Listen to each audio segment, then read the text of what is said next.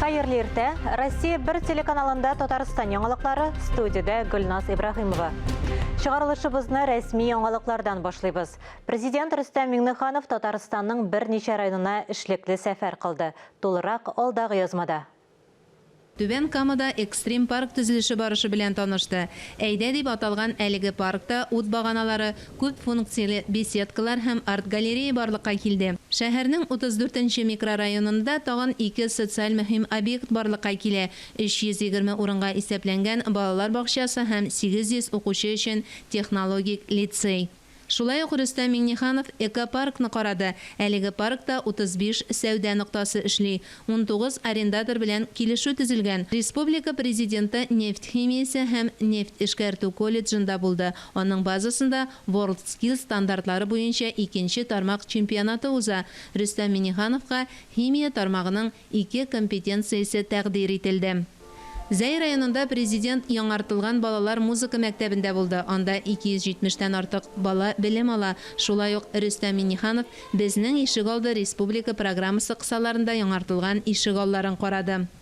Олы кешеләргә дә, балаларга да бик әйбәт булган. Шулай ук безнең ишегалды программасы нигезендә Тукай районының йорт яны территорияләре төзекләндерелә. Бәткә авылында тәмамланган проект тәкъдим ителде. Рөстәм Нургалиев, шушындый программа белән эшләгәнегезгә бик зур рәхмәт сезгә. Игелегез булган. Бик матур урамнарыбыз, балаларыбыз чистадан гына мәктәпкә баралар хәзер. Рөстәм Миңнеханов шулай ук аерым фәннәрне тирәнтен өйрәнү мәктәбендә булды. Анда 426 бала укый. Уку елы башына алар өчен капиталь ремонт үткәрелде. Теманы дәвам итәбез. Быел сәүдә мәйданчыкларында икмәккә кытлык булмаячак дип вәгъдә итә иген үстерүчеләр. Тукай районы һава шартлары көйсез булуга карамастан, җитештерүчеләр югары сыйфатлы мул уңыш алуларын билгеләп үтә. Бу хакта Тукай районында Чаллы предприятиесе генераль директоры Рафаэль Юнусов сөйләде. Ул республика президенты белән очрашуда катнашты. Рөстәм Миңнеханов һәм аграриялар урып җыю кампаниясенә йомгак ясады. Көзгө чәчү һәм район территориясендә дәүләт программаларын гамәлгә ашыру турында фикер алышты. Әлки районы үзәгеннән ерактагы Юхмашы авылында яңа авыл советы бинасы ачылды. Татарстан дәүләт советы рәисе Фәрит Мөхәммәтшин шушы вакыйгада катнашты. Ул заманча балалар бакчасында булды, кешеләр белән аралашты. Балаларны кече яшьтән туган телләрендә аралашырга өйрәтәләр, милли рухта тәрбиялиләр. Базарлы Матак авылының Каенкай балалар бакчасында сабыйлар өчен махсус белем бирү программасы гамәлдә. Быел инде 2нче тапкыр коллектив иң яхшы күп телле балалар бакчасы буларак грант алган. Шунысы сокландыра. Төрле милләт балалары саф татар телендә әкиятләр уйный. Тәрбиячеләр балаларга һәр яклы үсеш кирәк дип саный. Нәниләр белән психологлар, логопедлар, физик тәрбия инструкторлары шөгыльләнә. Юл транспорт имгәнүләреннән саклануга өйрәтү аерым юнәлеш. Юлларда иминлек нигезләрен ныклап өйрәтәләр. Балалар парламент рәисенә беренче уңышларын бик теләп күрсәтте.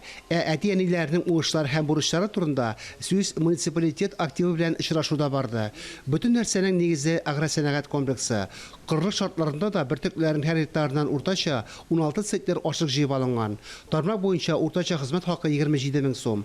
Гомум республика аграр рейтингында район 16нчы урында тора. Беренче позиция буенча призлы урыннарда. Шунысы мөһим. Президент карары белән башланган республика программаларын үтәүне дә туктатмаганнар. Они поддерживают ту политику, которая проводится в Республике Татарстан президентом Рустемом Нургалиевичем Миңнехановым. В целом поддерживают принимаемые решения федерального правительства, руководства страны.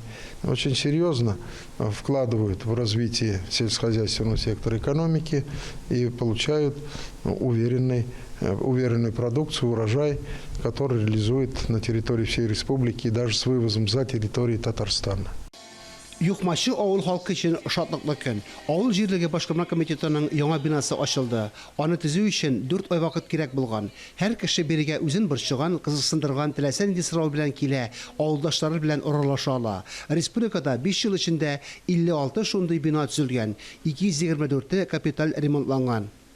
Фәнис Мөхәммәтов, Дмитрий Евторов, Эдуард Мөхәммәтҗанов, Татарстан яңалыклары, Әлки районы. Зур юғалту. Күренекле шағир Татарстанның халық язучысы, Татарстанның от қазанған сәнгать эшлеклесе Ғабдулла Тукай исемендәге дәүләт премиясы лауреаты Гәрәй Рәхим Григорий Васильевич Родионов каты аурудан соң 80 яшендә вафат булды. Гәрәй Рәхим гомеренең соңгы сулышына кадәр милләт, халык, тел, рухи байлык турында кайгыртып яшәгән шәхес. Вафатына берничә көн кала аның өенә баргач, кырына утыргач, ул күтәрелеп, башын күтәреп көчкә, авызын ачып, телен кыймылтатып булай дип әйтте. Разил, без бит хан бикә, Сөем бикә турында китап әзерләп яшәдек сезнең белән. Менә шуны гына эшләп бетергә иде бит. Менә шуны гына эшләп бетердек, Ходай Тәгалә миңа гомер бирсен иде дип, шул хәтле үзгәрәнеп калды. Менә әле ул үләр алдыннан да менә бакыйлыкка күчәр алдыннан да үзе турында түгел, үзенең авыруы турында түгел, дөнья мәшәкатьләре турында түгел, иҗат турында, үзенең эшлисе эшләре турында газапланып сөйләде. Ул төрле елларда Татарстан яшьләре газетасында әдәби хезмәткәр, Татарстан китап нәшриятының балалар һәм яшьләр әдәбияты бүлегендә редактор, Татарстан язучылар берлегендә әдәби консультант, Казан утлары журналы редакциясында проза бүлеге мөдире вазифаларын башкара. Шулай ук Гәрәй Рәхим Шәһри Казан газетасы редакциясында бүлек мөдире булып та эшли. Ул шигърият, проза, драматургия жанрларында язучы әдип буларак танылды. Йөрәкләр турында язасы бар әле дип шундый сүзләр әйтә торган булган. Һәм аның һәрбер иҗат җимеше, һәрбер иҗат әсәре ул чыннан да аның йөрәк сүзе кебек, йөрәктән йөрәккә барып җитә торган. Инде мин ышанам, ул киләчәктә дә әле безнең күңелдә озак сакланыр ул сүзләр. Нәрсә ди Гәрәй Рәхим? Татар теле, дәүләт теле, дәүләте татар иле ди. Татар теле көчле ул, халыкара билге алган затлы телнең берсе ул. Аның күңеле еласа да ул һәр вакыт шат йөзле, күтәренке кәеф бүләк итүче илаһи зат иде дип искә аланы чирдашлары. Аның «Йылагыз» дигән шигыре бар иде. Туган авылыма, туган җиргә кайткач, мин кылганнарга башны куеп елыйм. Бит ул шәхси кайгысына түгел, ил кайгысы, милләт, халык кайгысы һәм шуны әнкәй белән уртаклашам. Сез дә, дусларым, йылагыз, йылау чистарта сафландыра дигән шигыре бар иде. Гәрәй Рәхим дигән исемне аңа Хәсән Туфан үзе биргән тәхәллүсне. Ул шуннан да менә рәхимле булды үзенең каләмдәшләренә, халкына, шигъриятенә һәм Гәрәй дигән исемдә без Казан ханнарын искә төшерергә мөмкин, бәхетле дә булды. Соңгы юлга каләмдәшләре аны үзе язган шигырьләре астында узатты. Бүген яшь аю түгел мин, сабыр салмак карт аю. Монсына да исем китми, шулдыр инде картаю. Мин фанилык, син бакыйлык, аерма шунда гына. Мин бәхилләп китәм сине, син дә мине бәхиллә. Мин китәм, минем урынга бәхет иңсен бу илгә. Хуш, бәхил бул, Гәрәй дустыбыз. Татар халкының бөек шәхесләренә багышланган китапларны әзерләүдә дә Гәрәй Рәхим иң зур өлеш керткән кешеләрнең берсе. Зур эз калдырган олы шәхес бер кайчанда беренче чиратта үзе турында уйламый. Аның бар уе әдәбият, сәнгать, халкыбыз турында була. Халык та мәңгегә якты бер йолдыз итеп күңелендә саклар сезне Григорий Василий улы. Алия Галиуллина, Ирек Хамидуллин, Татарстан яңалыклары. Россия Федерациясының төрле төбәкләрендә һәм чит илләрдә яшәүче татар яшьләре арасында милли байлыкны саклау, үстерү, туган телгә һәм халкыбыз тарихына кызыксыну уяту максатыннан төрле чаралар үткәрелеп килә. Шундыйларның берсе Татарстан Республикасы Яшьләр эшләре министрлыгы Татар федераль милли мәдәни автономиясе Идел яшьләр үзәге белән берлектә үткәрелүче Татар яшьләре көннәре. Шул уңайдан оештыручылар матбугат конференциясендә очрашып, 14-18 сентябрьгә кадәр Идел яшьләр үзәгендә узачак чара турында сүз алып барды. Төрле төбәкләргә, илләргә таралып яшәүче яшьләрне туплаучы, аларга яңа мөмкинлекләр бирүче мәйданчык булып тора. Татар яшьләре көннәренә 30 төбәктән 180 делегат килер дип көтелә. Быел Татар яшьләре көннәре 31-нче тапкыр үткәрелә. 31-нче Татар яшьләре көннәре менә шушы якын арада башланып китә. 14 сентябрьдә аның ачылышы. Без уйлап торабыз 30 регионнан безнең яшьләребез килергә тиеш дип, 180 яшь кешебез Идел яшьләре лагерында һәм инде берничә көн эчендә алар менә шул җыелышып, матур итеп аралашачаклар. Минемчә, шуның кадәр ел яшәп, үзен югалтмаган һәм хәзерге дәвергә кадәр килеп җиткән шундый мәртәбәле чара, минемчә, ул игътибарга лаеклы дип саныйм. Күп яшьләребез, читтәге татар яшьләре, үзебезнекеләр анда төрле чараларда катнашып, ныгып, һәм үзләре дә менә актив татар тормышына кирип киткән яшьләребезне әзерләде бу татар яшьләре көннәре. Волна здоровья акциясы Татарстанда 5 сентябрьдән 13 сентябрьгә кадәр бара. Быел проект президент грантлары фондыннан 13 миллион сум ярдәм алган. Акцияның максаты аурулар яисә патологиядан интегүче пациентларга медицина ярдәме күрсәтү. Шулай ук халыкны сәламәт яшәү рәвеше алып барган дәү. Это третья беременность, да? Да, третья беременность. Третья беременность, третий предстоят роды. Да, третий род. Эльвира Бурханова 3-нче балага авырла. Республика клиник хастаханәсе белгечләре аның сәламәтлеге торышын тикшерергә тәкъдим иткән. Бөтен Россиядә үткәрелә торган Волна здоровья акциясына туры килгән. Белгечләр тикшерүен узган. Ксения Айдавклиева да Мәскәү табибларыннан киңәшләр алган. Поступила я с небольшим просто. Бераз излегеп киткән идем. Мәскәү белгечләре миңа зур игътибар күрсәтте. Сәламәтлегемне тикшерделәр, тиешле киңәшләр алдым. Моның өчен барысына да зур рәхмәтемне әйтәсем килә. Волна здоровья акциясы Татарстанда 5 сентябрьдән 13 сентябрьгә кадәр бара. Быел проект президент грантлары фондыннан 13 миллион сум ярдәм алган. Акцияның максаты аурулар яисә патологиядан интегүче пациентларга медицина ярдәме күрсәтү. Шулай ук халыкны сәламәт яшәү рәвеше алып барырга өндәү. Мы считаем, что это очень... Безнең фикеребезчә, акцияны халыкның дөрес аңлавы мөһим. Җәмгыять һәм иҗтимагый оешмаларның мохтаҗ булган һәр авыру балага, һәр кешегә медицина ярдәме күрсәтүгә булышуы кирәк.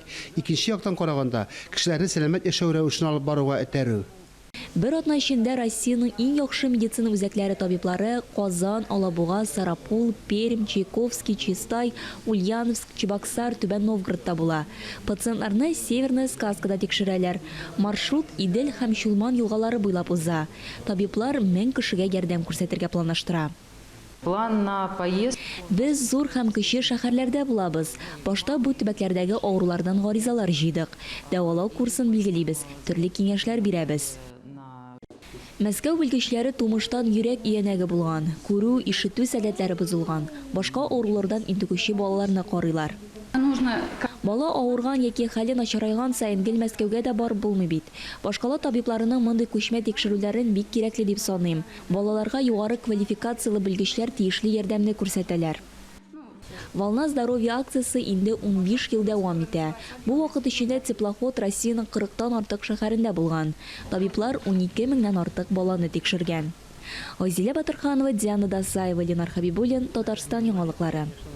«Синяя птица» дигән популяр телешоуда күп кенә балалар катнашырга хыяллана. Ул сәләтле балаларга талантларын ачу, Мәскәүдә танылган артистлар белән бергә чыгыш ясау, кинога төшү мөмкинлеген бирә. Телешоуга сайлап алу кастингы дәвам итә. Кастингта җырлау, бию, төрле музыка уен коралларында уйнау, фокус күрсәтү сәләтләре булган, шулай ук акробатик трюклар ясый яки скейтбордда оча белгән кыю балалар һәм яшүсмерләр катнаша ала. Бер генә шарт, алар 17 яшькә кадәр булырга тиеш. Кастингта катнашу өчен сайтка кирип, алдан гаризалар бирергә кирәк. Яшел Үзән районының Нурлат авылында Советлар Союзы герое Хәлил Хайруллинга бюст ачылды.